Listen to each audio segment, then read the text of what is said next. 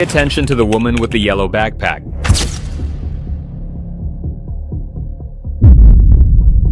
Her name is Kayla Brennan, 22 years old, recent college graduate with a degree in graphic design. She's walking through the parking lot of a storage facility in Akron, Ohio on a Tuesday afternoon in late September. She's responding to a Craigslist ad for freelance design work. The posting promised $15 an hour to help digitize old family photographs and create a memorial website. Easy work, cash payment, flexible hours. Now pay attention to the man waiting by Unit 47. His name is Emmanuel Okafor, 41 years old, Nigerian immigrant who'd been living in the United States for 12 years. He works as a night custodian at a local hospital. Married. Father of 3. On paper, unremarkable. Within 90 minutes, Kayla's phone would go dead. This was not a freelance opportunity. It was a trap. September 24th, 2019, 2:15 p.m. Kayla had been cautious. She'd told her roommate about the job. She'd shared the address. She'd even done a quick Google search on the storage facility. It was legitimate, family-owned, operating since 1987. The man who'd responded to her inquiry had seemed professional. His emails were polite. He'd provided references, a phone number. Everything checked out. What Kayla couldn't have known was that the email account was fake.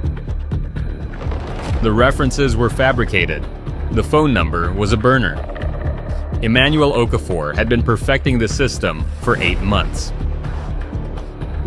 Security footage from the storage facility shows Kayla arriving at 2:12 p.m. She parks near the office. She checks her phone. She adjusts her backpack. At 2:15 p.m., she walks toward the long row of storage units on the east side of the property.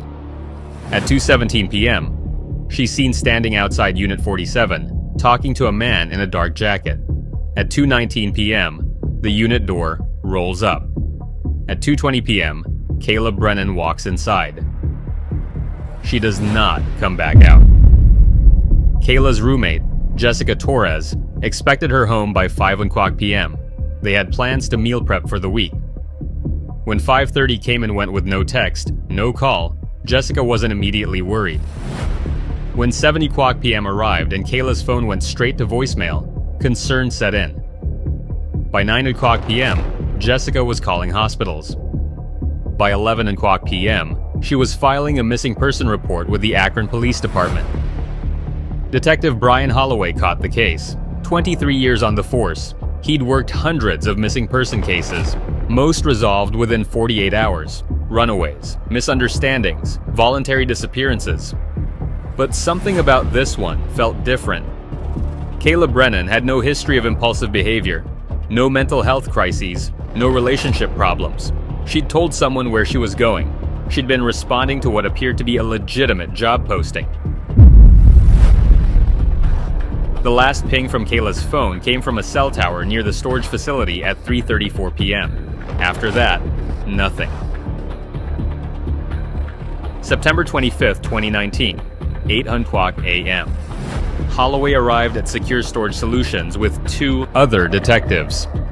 The facility manager, Robert Chen, pulled the security footage immediately. The timestamps told a clear story. Kayla had entered Unit 47. The door had closed. No one had exited. At 4:15 p.m., a white Dodge van had pulled up to the unit.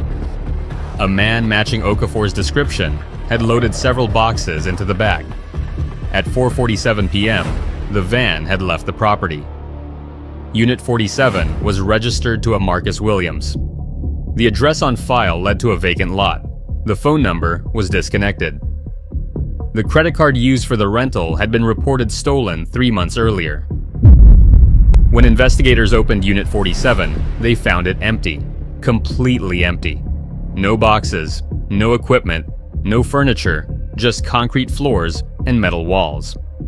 But in the back corner, barely visible in the dim light, was a small, dark stain. Field testing would later confirm it was blood.